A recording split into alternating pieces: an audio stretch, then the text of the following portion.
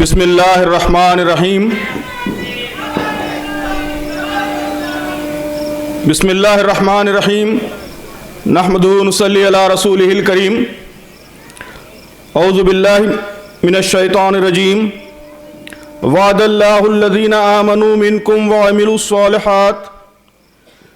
الصالحات لیستخلفنہم فی الارض کما استخلف الذین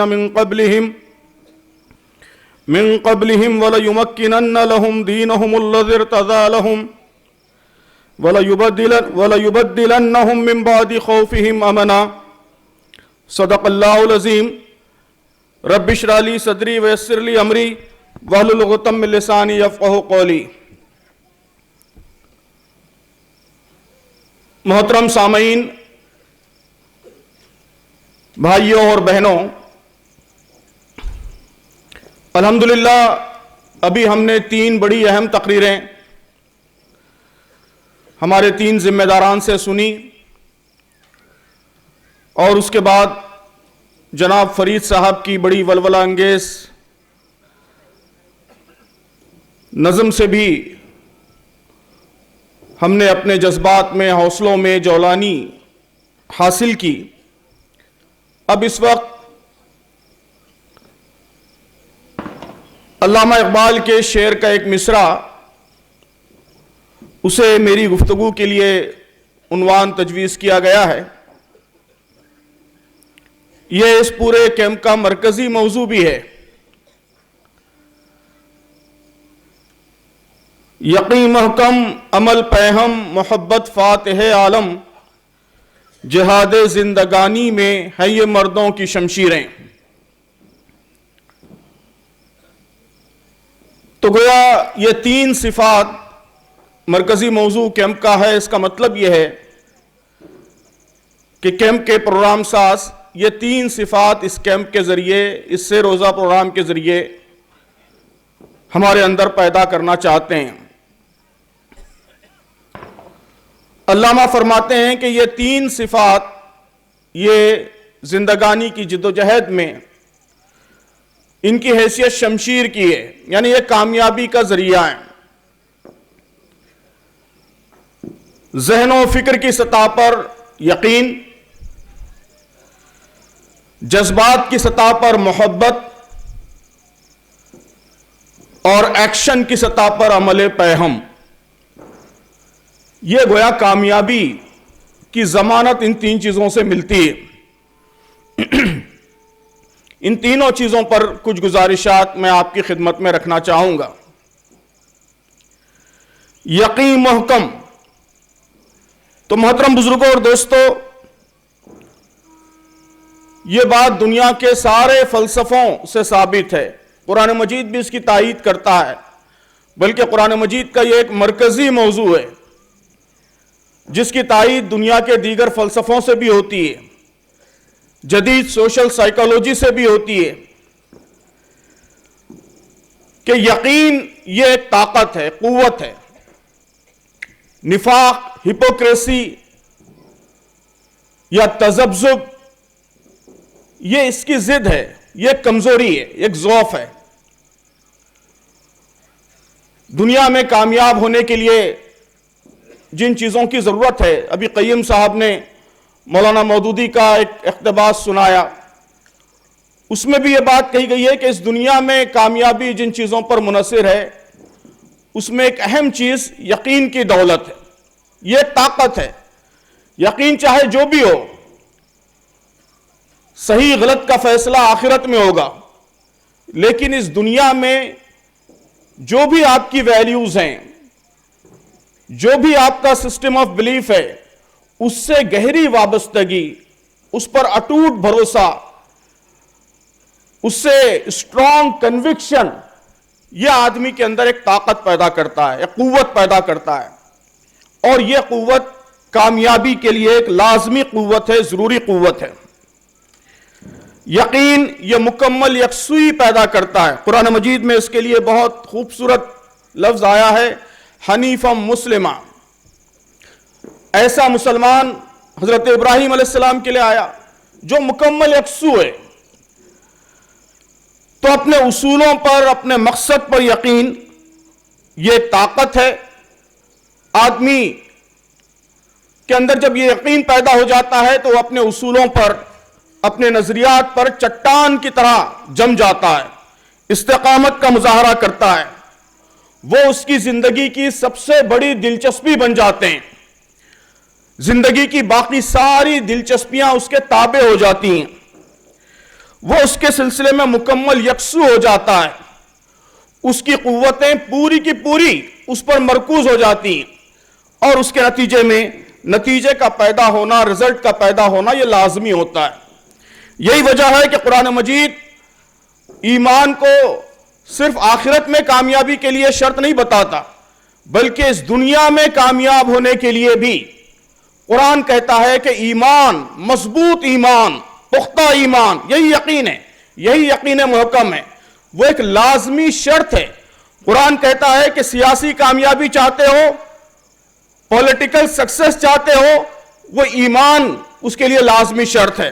ابھی ضمیر قادری صاحب نے آیت پڑھی، وَلَا تَهِنُوا وَلَا تَحْزَنُوا وَأَنْتُمُ الْأَعْلَوْنَ إِن كُنتُم مُؤْمِنِينَ، کہ غم نہ کرو، دل شکستہ نہ ہو، تم ہی غالب رہو گے اگر تم مومن ہو. سیاسی کامیابی، معاشی ترقی چاہتے ہو، اکنامک ڈیولپمنٹ چاہتے ہو، قرآن کہتا ہے کہ اس کے لیے بھی یقین ضروری ہے، ایمان ضروری ہے، یقین محکم ضروری ہے. وَلَوْ أَنَّ أَهْلَ الْقُرَىٰ آمَنُوا وَاتَّقَوْا لَفَتَحْنَا عَلَيْهِمْ بَرَكَاتٍ مِّنَ السَّمَاءِ وَالْأَرْضِ، کہ اگر بستیوں کے لوگ ایمان لاتے اور تقوی کی روش اختیار کرتے تو ہم ان پر آسمان اور زمین سے برکتوں کے دروازے کھول دیتے. اکنامک ڈیولپمنٹ، معاشی ترقی، حتیٰ کہ قرآن کہتا ہے کہ تم کو امن چاہیے، پیس چاہیے، خوف سے، ڈر سے، فیئر سے، اس سے نجات چاہیے، تو اس کے لیے بھی یقین، ایمان ضروری ہے. جو آیت میں نے ابھی پڑھی، مشہور آیت ہم سب تقریروں میں کوٹ کرتے ہیں، وعد اللہ الذین آمنوا منکم وعملوا الصالحات لیستخلفنہم فی الارض. یہ سب کہنے کے بعد قرآن کہتا ہے کہ وَلَيُبَدِّلَنَّهُمْ مِنْ بَعْدِ خَوْفِهِمْ أَمْنًا، کہ حالت خوف کو اللہ تعالیٰ امن سے بدل دے گا. کب؟ جب تمہارا ایمان ہوگا، جب تمہارا یقین ہوگا. قرآن نے دوسری بات بھی کہی ہے. قرآن نے کہا ہے کہ اگر ایمان کمزور ہوگا، ایمان میں کمی ہوگی، یقین میں کمی ہوگی، تو آخرت میں تو جو ہوگا رسوائی ہوگی، اللہ کا عذاب ہوگا، وہ تو ہوگا ہی ہوگا. اس دنیا میں بھی نامرادی، پسپائی یہ مقدر بنے گی. وَمَنْ أَعْرَضَ عَنْ ذِكْرِي فَإِنَّ لَهُ مَعِيشَةً ضَنْكًا، کہ اور جو میرے ذکر سے، درس و نصیحت سے منہ موڑے گا، اس کے لیے دنیا میں زندگی تنگ ہو جائے گی.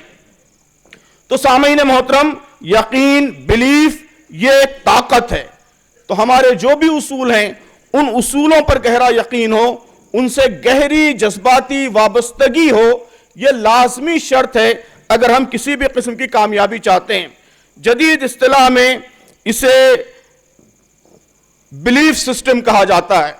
اسٹریٹجک لیڈرشپ، آپ میں سے بہت سے لوگوں نے لیڈرشپ کے، اسٹریٹجک لیڈرشپ کے ورکشاپس، لیسنز اٹینڈ کیے ہیں. اس میں یہی کہا جاتا ہے کہ کامیابی کے لیے ضروری ہے کہ آپ کا بلیف سسٹم، آپ کا مشن، آپ کی ویلیوز اور آپ کے ایکشنز، یہ ان ساروں میں سنک ہو، ان ساروں میں ہم آہنگی ہو. جو آپ کا یقین ہے، جو آپ کا بلیف ہے، اسی کو ریفلیکٹ کرنے والی آپ کی اسٹریٹجی ہو، اسی کو ریفلیکٹ کرنے والا آپ کا مشن ہو، اسی کو ریفلیکٹ کرنے والا، اسی سے ہم آہنگ آپ کی ویلیوز ہوں. ان میں آپس میں اگر ٹکراؤ ہوگا تو ایسی کوئی تحریک، ایسی کوئی آرگنائزیشن کبھی کامیاب نہیں ہو سکتی. تو یہ گویا یقین کی اہمیت، کامیابی کے لیے یقین کی ضرورت. اب اگر ہم اسلامی تحریک کے تناظر میں غور کریں، میرے اور آپ کے تناظر میں غور کریں، ظاہر ہے کہ وہی اصل غور کا موضوع ہے. تو یقین کن چیزوں پر مطلوب ہے؟ ہمارا پختہ یقین، یقین محکم، یہ کن چیزوں کے سلسلے میں مطلوب ہے؟ ظاہر ہے کہ سب سے پہلی چیز، بنیادی چیز، بلکہ اصل چیز، واحد چیز، باقی ساری چیزیں اسی سے ڈرائیو ہوتی ہیں، یقین اللہ پر، ایمان اللہ پر، اللہ کے رسول پر، اللہ کی کتاب پر. ظاہر ہے کہ ہر مسلمان اس ایمان کا دعویٰ کرتا ہے، لیکن اس ایمان کا مطلب کیا ہے؟ ہمارے دستور کی دفعہ 6 میں اس کی وضاحت آپ کو ملتی ہے. تو وہ پوری وضاحت کو سامنے رکھ کر گہرا پختہ یقین، ویسا یقین جیسے اس دستور کی دفعہ میں ریفلیکٹ ہوتا ہے، وہ ہمارے اندر پیدا ہو، یہ انتہائی ضروری۔ تو سب سے پہلی چیز بنیادی یقین اللہ پر، اللہ کے رسول پر، اللہ کی کتابوں پر، ہمارے پورے عقیدوں پر۔ ضمیر قادری صاحب نے اس نظام اعتقاد کا آزمائشوں کے زمانے میں اس کی کیا سگنیفیکنس ہے، کیا اہمیت ہے، اس پر روشنی ڈالی ہے۔ مومن کی پوری زندگی اسی عقیدے سے ڈرائیو ہوتی ہے۔ آزمائش ہو، خوشحالی ہو، گھر میں بیٹھے ہوں، بازار میں ہوں، عمل کر رہے ہوں، سکون سے اپنی جگہ ٹکے ہوں، ہر حالت میں اس کی زندگی ڈرائیو ہوتی ہے، اس کی زندگی ڈائریکشن لیتی ہے اسی عقیدے سے، اسی بلیف سسٹم سے۔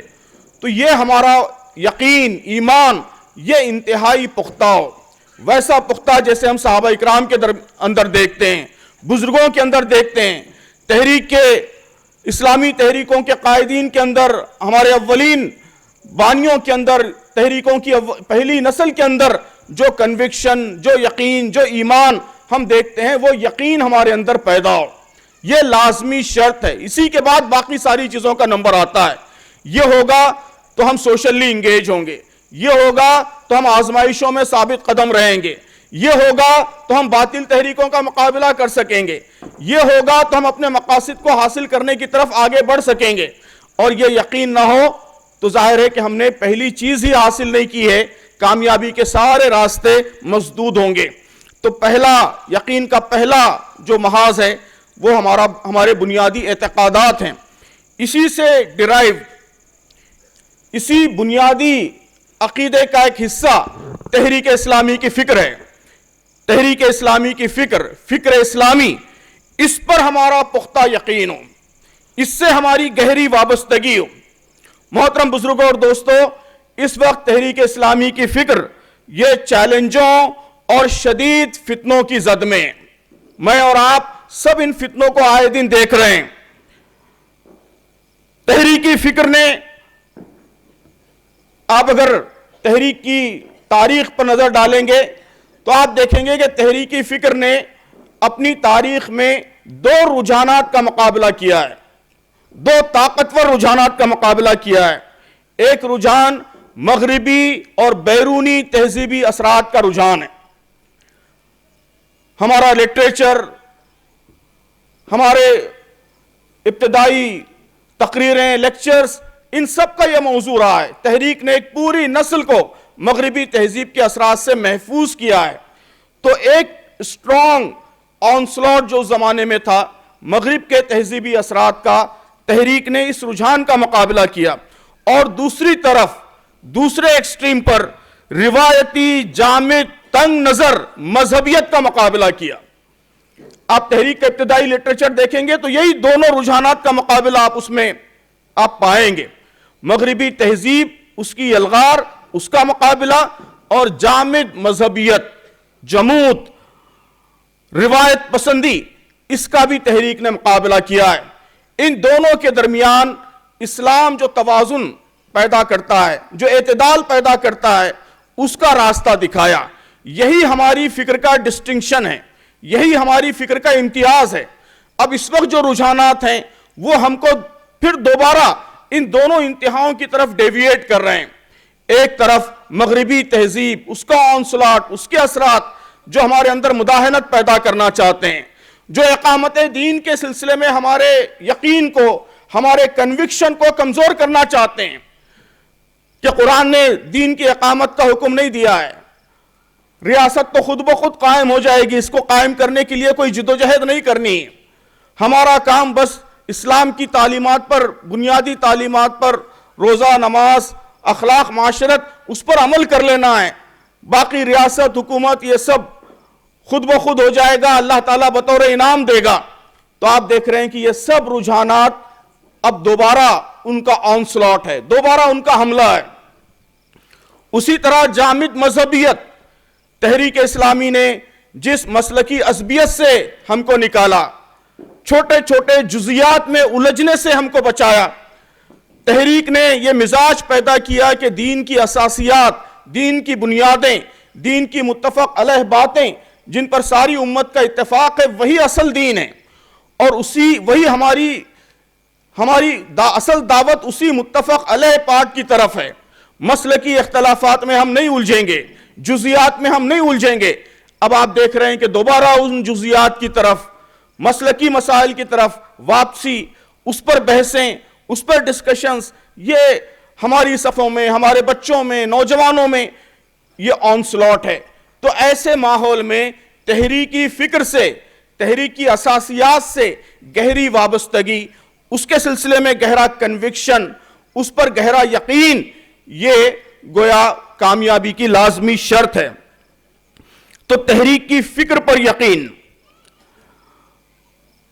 یقین حالات کے حوالے سے، اس بات کا یقین کہ یہ اللہ کا دین غالب ہونے والا ہے۔ حالات جیسے بھی ہم کو نظر آئیں، مشکل سے مشکل حالات بھی کیوں نہ نظر آئیں، لیکن یہ اللہ کا وعدہ ہے، اللہ کے نبی صلی اللہ علیہ وسلم کا وعدہ ہے، یہ اس دین کی فطرت کا حصہ ہے، فطرت کا جز ہے، یہ انسانی فطرت کی آواز ہے۔ انسانی فطرت لمبے عرصے تک اس سے حماس نہیں کر سکتی، اس سے دوری اختیار نہیں کر سکتی۔ تو ہمیں یہ یقین ہو، پختہ یقین، جس طرح کل کے سورج کے نکلنے پر ہم کو یقین ہے، ویسا ہی یقین اس بات پر ہو کہ کل انشاءاللہ اللہ کا دین غالب ہوگا، اقامت دین کی یہ منزل سر ہوگی، یہ نصب العین حاصل ہوگا، یہ کوئی ناممکن بات نہیں ہے۔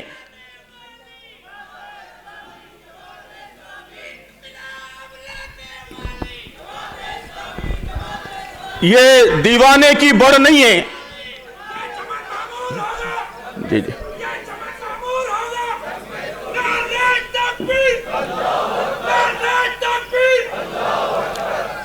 تو یہ یقین کہ یہ دین غالب ہونے والا ہے، یہ ہمارے جسم و جان کا، ہماری روح کا، ہماری فکر کا، ہماری سوچ کا، ہمارے مزاج کا پختہ حصہ بن جائے، ایک لمحے کے لیے بھی اس یقین میں کوئی کمی نہ آنے پائے، یہ تحریک کی کامیابی کے لیے ضروری ہے۔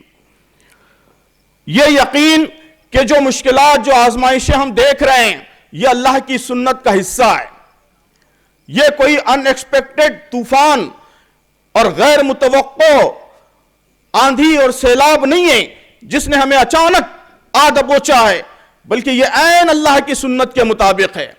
یہ تاریخ کے مختلف ادوار میں جن کیفیتوں سے ہم گزرے ہیں، اسی کیفیت کا ایک حصہ ہے۔ اللہ کی سنت یہی ہے کہ وہ اسی طرح تبدیلی لاتا ہے۔ رات گہری سے گہری ہوتی ہے اور انتہائی گہری رات ہو جاتی ہے، اور اس کے بعد ہی صبح طلوع ہوتی ہے، اس کے بعد ہی سورج طلوع ہوتا ہے۔ اللہ تعالیٰ آزمائشیں لاتا ہے، ان آزمائشوں کا مقصد ہوتا ہے، اللہ تعالیٰ اس کے ذریعے آزماتا ہے، اللہ تعالیٰ اس کے ذریعے ہم کو اپنے احتساب کی طرف مائل کرتا ہے، اللہ تعالیٰ اس کے ذریعے گویا ہماری قوتوں کو، ہماری صلاحیتوں کو ملٹیپلائی کرتا ہے، ہم کو اور طاقتور بنا کر نکالتا ہے۔ تو اللہ تعالیٰ کی سنت پر یقین، ہر مشکل اور ہر آزمائش کو اسی یقین کے زاویے سے دیکھنے کا مزاج، یہ تحریک اسلامی کے ہر کارکن کی لازمی ضرورت ہے۔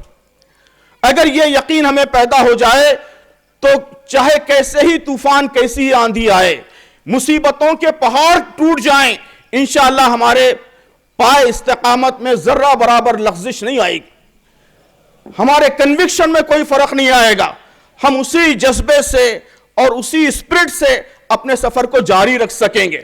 لیکن اس میں اگر خدا نخواستہ کوئی کمی ہو تو پھر ظاہر ہے کہ معمولی آندھیاں، ہوا کے معمولی جھکڑ وہ ہمارے قدموں کو ڈگمگا دیں گے۔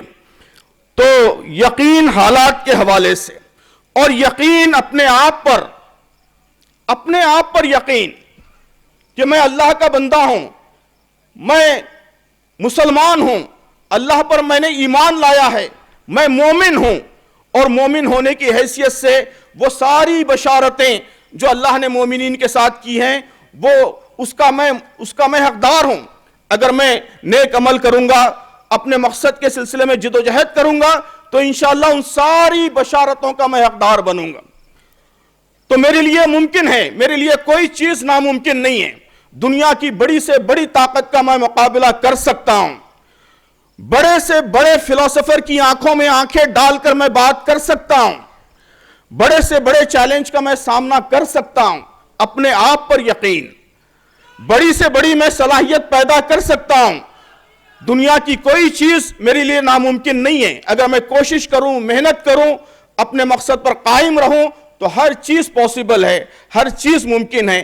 اپنے آپ پر یقین، تو اللہ پر یقین، اللہ کے رسول پر یقین، اللہ کی کتاب پر یقین، جو بنیادی ہمارے عقائد ہیں ان عقائد کے سلسلے میں یقین، تحریک اسلامی کی فکر پر یقین، حالات کے حوالے سے اللہ کا دین غالب ہوگا اس بات پر یقین، آزمائشوں کے سلسلے میں اللہ کی سنت پر یقین، اور اپنے آپ پر یقین، یہ یقین محکم ہے۔ یہ جہاد زندگی میں مومن کی پہلی شمشیر ہے، اس شمشیر کو پوری قوت کے ساتھ ہمیں پکڑنا ہے۔ دوسری، محبت فاتح عالم، میں تھوڑی سی ترتیب بدل رہا ہوں، محبت فاتح عالم۔ محترم بزرگوں اور دوستو، یہ یقین اگر ہمارے اندر پیدا ہوگا تو یہ یقین خود بخود وہ گہری محبت، وہ شدید جذباتی کیفیت ہمارے اندر پیدا کرے گا جسے اردو شاعری میں عشق کہا گیا ہے۔ عشق، محبت ایک نہایت شدید جذبہ ہے جو دنیا اور مافیہا سے بے خبر کر دیتا ہے۔ ہم کل سے بہت سی باتوں پر ڈسکس کر رہے ہیں، رخصت، عزیمت، کہ ہمیں عزیمت کا راستہ اختیار کرنا چاہیے، رخصت کا راستہ اختیار نہیں کرنا چاہیے، ہمیں قربانیاں دینا چاہیے، ہمیں فلاں کام کرنا چاہیے، نظم کی پابندی کرنا چاہیے، تحریک کے اصولوں کو فالو کرنا، فلاں فلاں۔ محترم بزرگوں دوستو، یہ سارے کام ٹیکنیکل طریقوں سے نہیں ہو سکتے کہ یہ ہمارے پاس لکھا ہوا ہے اس لیے ہم کو کرنا ہے، ہمارے پاس لکھا ہوا ہے کہ اجتماع اٹینڈ کرنا ہے اس لیے کرنا ہے، ہمارے پاس لکھا ہوا ہے کہ تحریک کے نظم کی پابندی کرنی ہے اس لیے کرنا ہے، ہمارے پاس لکھا ہوا ہے کہ 5 برادران وطن تک اسلام کا پیغام پہنچانا ہے، امیر مقامی احتساب کریں گے اس لیے کرنا ہے۔ نہیں، محبت فاتح عالم کہ یہ یقین ہمارے اندر وہ شدید جذبہ محبت کا پیدا کرے۔ محبت میں رخصت اور عزیمت نہیں ہوتی، محبت میں رخصت کا راستہ ہوتا ہی نہیں ہے، بلکہ عاشق وہ سخت سے سخت راستے کو بھی وہ عزیمت کا راستہ بھی نہیں سمجھتا، اس کے لیے تو سخت سے سخت آزمائش، سخت سے سخت مشکل، کانٹوں کی سیچ، آندھی اور طوفان اور مصیبتوں کی یلغار، یہ سب نخلستان بن جاتے ہیں، اس میں اس کو مزہ آتا ہے، اس میں اس کو لطف آتا ہے، وہ اس کی طرف دیوانہ وار لپکتا ہے، اس کو یاد نہیں دلانا پڑتا کہ تیرا راستہ عزیمت کا راستہ ہے، اس کو رخصت پر چلانا چاہیں وہ چلنے کے لیے تیار نہیں ہوگا، اس لیے کہ محبت کی فطرت ہی یہ ہے کہ وہ عزیمت پیدا کرتی ہے، وہ قربانی پیدا کرتی ہے، اس راہ میں تکلیف نہیں رہتی، مشقت نہیں رہتی، ہر چیز میں لطف کا احساس ہوتا ہے۔ آزمائشیں اے دل سخت ہی صحیح لیکن، آزمائشیں اے دل سخت ہی صحیح لیکن، یہ نصیب کیا کم ہے کہ کوئی آزماتا ہے۔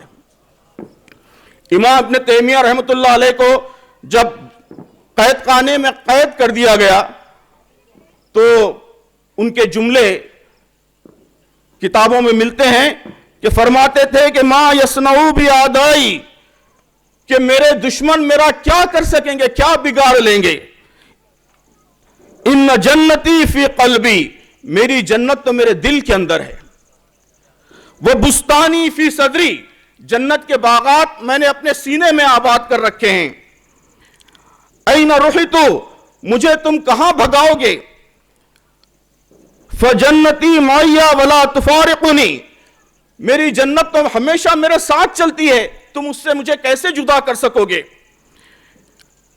ان حبسی خلوتن، کہ تم مجھے جیل کی تنہائی میں، حبس میں ڈال دو گے، وہاں میں خلوت کے مزے لوٹوں گا، وَإِخْرَاجِي مِن بَلْدِي سِيَاحَةٌ، مجھے اپنے شہر سے، اپنے وطن سے ملک بدر کر دو گے، میں سیاحت کا لطف لوں گا، ٹورسٹ کا لطف لوں گا، وَقَتْلِي شَهَادَةٌ، تم میرا قتل کر دو گے، میں شہادت کا لطف لوں گا۔ تو یقین یہ لطف و سرور پیدا کرتا ہے، آزمائشوں سے بھی, مصیبتوں سے بھی انسان لطف لینے لگتا ہے, اس میں بھی اس کو مزہ آنے لگتا ہے. قربانی اس کے لیے قربانی نہیں رہتی, اس کی فطرت بن جاتی ہے, اس کا نیچر بن جاتی ہے. تو یہ یقین, یہ گویا محبت فاتح عالم, ایسی ہی محبت سے آپ دنیا فتح کر سکتے ہیں. کامیابی کے لیے جو شرطیں بتائی جاتی ہیں, مستقل مزاجی, استقامت, قربانی, جرت, آپ دیکھیے کہ ان سب کا سرچشمہ یہی محبت کا جذبہ ہے. علامہ اقبال فرماتے ہیں کہ عقل و دل و نگاہ کا مرشد اولی ہے عشق, عقل دل و نگاہ کا مرشد اولی ہے عشق, عشق نہ ہو تو شر و دی بت کدے تصورات, عشق نہ ہو تو شر و دی بت کدے تصورات. تو آپ اس کو اپلائی کر لیجئے ہماری تحریک پر کہ اگر عشق نہ ہو تو آپ کا دستور بت کدے تصورات, عشق نہ ہو تو آپ کے سرکولرز بت کدے تصورات, عشق نہ ہو تو آپ کے ضابطے بت کدے تصورات, اور اگر عشق ہو تو یہ سب آپ کی عین آرزو, آپ کی تمنا, آپ کی فطرت, جس میں آپ لطف حاصل کریں گے, جس پر عمل کر کے, جس کو فالو کر کے آپ کو مزہ آئے گا, جس سے دور ہونا آپ کی طبیعت پر گراں ہوگا. تو یہ محبت ہمارے اندر پیدا ہونی چاہیے. صدق خلیل بھی ہے عشق, صبر حسین بھی ہے عشق, مورکہ وجود میں بدر و حنین بھی ہے عشق. تو اب یہ محبت کس سے؟ ایمان یقین کن چیزوں پر, اسی طرح محبت کس سے؟ محبت اصلاً اللہ تعالیٰ سے. محبت کی خصوصیت ہے کہ وہ شرک برداشت نہیں کر سکتی, لیکن محبوب کی محبت یہ محبوب کی چیزوں سے بھی محبت پیدا کر دیتی ہے. محبوب کی خوشی, محبوب کا راستہ, محبوب سے وابستہ ہر چیز وہ عاشق کو محبوب ہوتی ہے. تو اللہ تعالیٰ سے گہری محبت, اللہ تعالیٰ نے قرآن میں اس کا ذکر کیا کہ وَمِنَ النَّاسِ مَن يَتَّخِذُ مِن دُونِ اللَّهِ اندادا يُحِبُّونَهُمْ كَحُبِّ اللَّهِ. اللہ تعالیٰ نے اپنے نافرمان بندوں کی یہ صفت بتائی ہے کہ وہ دوسروں سے ویسی محبت کرتے ہیں جیسی اللہ سے کرنی چاہیے. وَالَّذِينَ آمَنُوا أَشَدُّ حُبًّا لِلَّهِ, جو ایمان لاتے ہیں وہ اللہ کی محبت میں انتہائی شدید کیفیت پر ہوتے ہیں. صبح مفتی کلیم صاحب نے سورہ توبہ کی اس مشہور آیت کا حوالہ دیا, قُلْ إِن كَانَ آبَاؤُكُمْ وَأَبْنَاؤُكُمْ وَإِخْوَانُكُمْ وَأَزْوَاجُكُمْ وغیرہ, جس میں اللہ تبارک تعالیٰ نے 8 چیزیں بیان کی جو عام طور پر لوگوں کو محبوب ہوتی ہیں. کہا کہ ان سب کی محبت سے زیادہ محبت کس سے ہونی چاہیے؟ احب الیکم من اللہ, اللہ سے, ورسولہ, اس کے رسول سے, اور وجہاد فی سبیلی, اس کی راہ میں جد و جہد سے. یہ تحریک جو جد و جہد لے کر اٹھی ہے, اس تحریک کی جد و جہد سے بھی ہماری ویسی ہی جنونی محبت, ویسی ہی وارفتگی کی کیفیت ہونی چاہیے. من کان اللہ ورسولہ احب الیہ مما سواہما, کہ اللہ اور اس کا رسول دنیا کی ساری چیزوں سے زیادہ عزیز ہو جائے. اسی طرح اسی محبت کا تقاضا یہ ہے کہ دوسرے مومنوں سے, اللہ کے دین کی راہ میں کام کرنے والوں سے بھی محبت ہو. محمد الرسول اللہ والذین معاہ اشداء علی الکفار رحماء بینہم. قرآن مجید نے منظر کشی کی ہے نبی کریم صلی اللہ علیہ وسلم اور صحابہ کی کہ آپس میں ایک دوسرے کے لیے وہ رحماء ہیں, رحم کرنے والے ہیں, رحمت کے مجسم ہیں, ایک دوسرے سے محبت کرنے والے ہیں. اللہ تعالیٰ فرماتا ہے کہ ان اللہ یقول یوم القیامہ این المتحابون بجلالی. قیامت کے دن اللہ تعالیٰ کہے گا کہ وہ لوگ کہاں ہیں جو میری عظمت کی وجہ سے ایک دوسرے سے محبت کرتے تھے.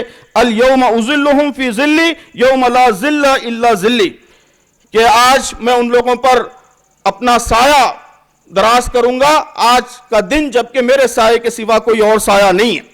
اسی طرح اللہ کی محبت اللہ کی ساری مخلوق سے محبت پیدا کرتی ہے. الخلق عیال اللہ فاحب الخلق الی اللہ من احسن الی عیالی, کیا اللہ کی مخلوق اللہ کا کنبہ ہے. اللہ تبارک و تعالی ان لوگوں سے محبت کرتا ہے جو اس کے کنبے پر احسان کرتے ہیں. اس لیے تحریک کا ایک کارکن وہ ساری دنیا سے محبت کرتا ہے, ساری دنیا سے, دنیا کے سارے انسانوں سے محبت کرتا ہے. ہمارے مدعوین بھی ہماری محبت کے مستحق ہیں، بلکہ محبت ہی میں انہیں ہم اس دین کی طرف دعوت دیتے ہیں۔ بلکہ اسلام تو یہ تصور دیتا ہے، نبی کریم صلی اللہ علیہ وسلم نے فرمایا کہ انصر اخاک ظالما او مظلوما، ظالم کی بھی مدد کرو، ظالم سے بھی محبت کرو۔ ظالم سے محبت یہ ہے کہ اس کو ظلم سے باز آنے پر مجبور کرو، ظلم کے سلسلے میں اس کا ہاتھ روکو۔ تو محبت کی یہ شدید کیفیت، یہ دو چیزیں اگر ہوں گی، یقین محکم اور عمل یقین محکم اور محبت فاتح عالم، تو اس کے نتیجے میں خود بخود پیہم عمل کا جذبہ ہوگا، پیہم عمل اس کے نتیجے میں نکلے گا، بار بار توجہ دلانی نہیں پڑے گی، ٹارگیٹس دینے نہیں پڑیں گے، جائزہ احتساب کی ضرورت بھی کم پڑے گی، خود بخود عمل پیدا ہوگا۔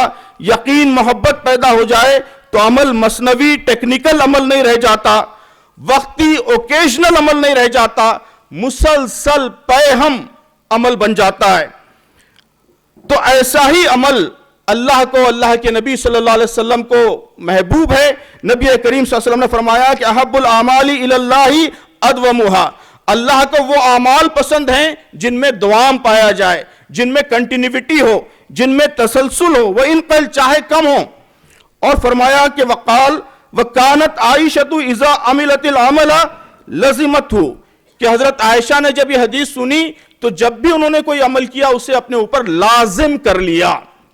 تو ہمارا عمل وہ مسلسل ہو، اسی کی طرف ہم متوجہ کر رہے ہیں کہ ہم چھوٹے چھوٹے کام لیں، ہم صرف مہمات میں کام کریں، صرف ایونٹس میں کام کریں، صرف بڑے بڑے ایکٹیویٹیز میں اجتماعی کام کریں، یہ مزاج ہم بدل دیں۔ ہم میں سے ہر ایک روزانہ مسلسل پیہم عمل کا عادی بن جائے۔ عمل کن کن حوالوں سے عمل اپنے آپ کو ڈیولپ کرنے کی خاطر روزانہ قرآن پڑھیں، روزانہ اسلامی لٹریچر کا مطالعہ کریں، نفل 2 رکعت پڑھیں لیکن روز پڑھیں، استغفار روز کریں، ذکر و اذکار کا ایک معمولی سا معمول جو پاسبل ہے اختیار کریں، لیکن تسلسل سے، پابندی سے ہو۔ عمل سماج کو بدلنے کی خاطر 2 لوگوں تک اسلام کا پیغام پہنچائیں، 2 مسلمانوں کی اصلاح کریں، روزانہ طے کریں کہ ایک نیکی کو عام کریں گے، ایک نیکی صرف کسی مسلمان کو ایک نیکی کے لیے آمادہ کریں گے۔ مشکل کام نہیں ہے، لیکن یہ تسلسل سے ہو، مسلسل ہو، پیہم ہو، تو اس کے نتیجے میں یہ بڑے انقلاب کا ذریعہ بنے گا۔ روزانہ کسی برادر وطن کو ایک بات بتائیں گے، 5 منٹ گفتگو کریں گے، 5 منٹ تسلسل سے کریں گے، مسلسل کریں گے، مہم کا انتظار نہیں کریں گے، روزانہ ہوگا یہ کام۔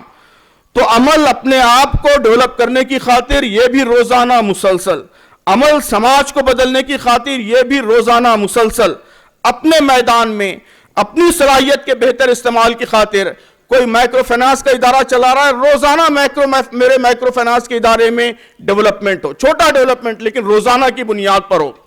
تو یہ پیہم عمل ظاہر ہے کہ یہ محبت کا، یقین کا لازمی نتیجہ ہوتا ہے۔ یقین محکم ہو اور محبت پیدا ہو جائے تو اس کے بعد آدمی کے دن یوں ہی گزرتے جائیں، راتیں یوں ہی گزرتے جائیں، ہفتے گزرتے جائیں، مہینے گزرتے جائیں، یہ ممکن نہیں۔ محبوب کی راہ پر چلے بغیر دن کاٹنا یہ کسی عاشق کے لیے ممکن نہیں ہوتا۔ تو تحریک کارکن کے لیے بھی اس تحریک کی راہ میں کوئی نتیجہ لائے بغیر دن کاٹنا، دن مکمل کرنا یہ ممکن نہ رہے۔ یہ مطلب ہے عمل پیہم کا۔ تو یقین محکم، عمل پیہم، محبت فاتح عالم، جہاد زندگانی میں ہیں یہ مردوں کی شمشیریں۔ اللہ تعالی ہم سب کے اندر صالح اسلامی جذبات کی افزائش فرمائیں، آمین۔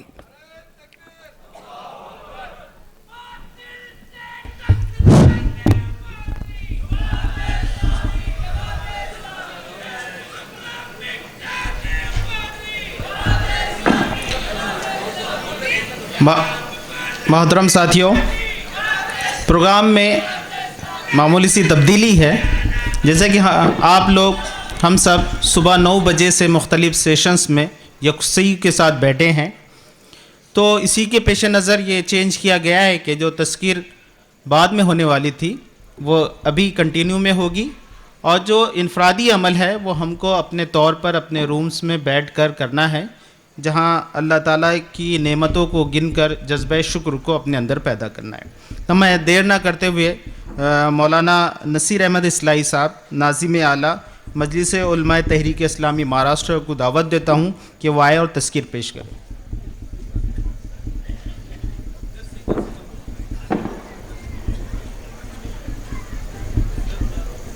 مولانا